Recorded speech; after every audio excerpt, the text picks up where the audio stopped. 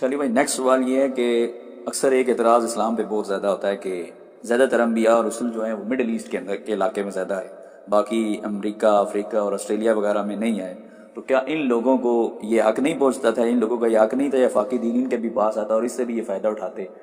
اکثر لوگ کہتے ہیں آسٹریلیا بہت دیر سے دریافت ہوا، وہاں پہ کسی نبی کسی رسول کے آثار نہیں ملتے، سب کچھ اکثر لوگ کہتے ہیں کہ مڈل ایسٹ میں ہی ہے سب کچھ. تو اللہ کو اس ایریے سے کیا کنسرن ہے؟ نہیں تو آسٹریلیا کو اتنی دور آپ پہنچ گئے، پہلے تو پاکستان کو ذکر کریں نا. پاکستان میں کوئی پیغمبر کے بارے میں آپ کو کچھ پتہ چلا؟ پاکستان کی قریب ترین تو ہے، قریب کی طرح ہی ہے نا.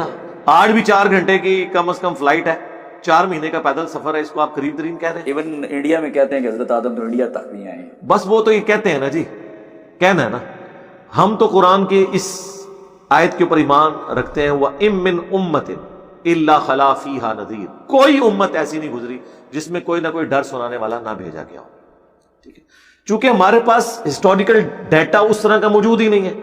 زیادہ سے زیادہ آپ کے پاس اگر کوئی صحیح اتھینٹک ہسٹری ہے تو پچھلے 5000 سال کی ہے، وہ بھی چیدہ ہے.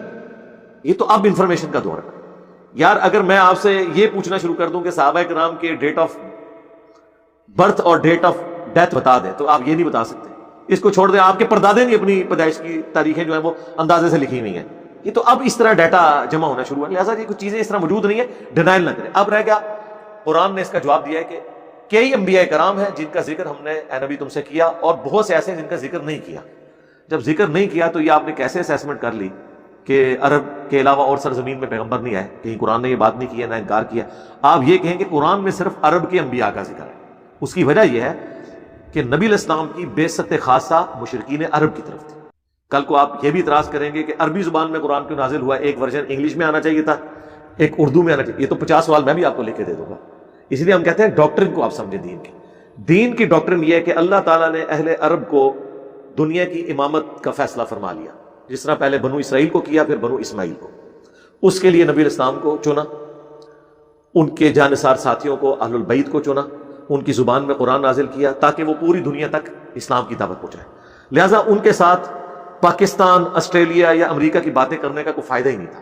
ان سے وہ چیزیں ڈسکس کرنی چاہیے تھی جو ان کے علاقوں سے ریلیٹڈ تھی، جو ان کی زبان میں بات کی جا رہی ہو، انہیں سمجھ آئے.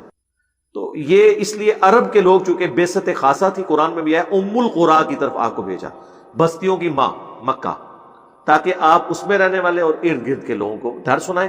پھر آہستہ سے جب باہر نکلی یہ چیز تو چونکہ وہ اولین مخاطب تھے اس لیے ان کو امام بنایا گیا. یہ پاسبل نہیں تھا اور نہ یہ اللہ کی مشیت کا تقاضا تھا کہ اتنے ورژنز نازل کیے جاتے. قرآن عربی ورژن میں نازل کر دیا گیا. تو آج پوری دنیا اس سے مستفید ہو رہی ہے الحمدللہ. اس میں کون سے مسئلے والی بات ہے؟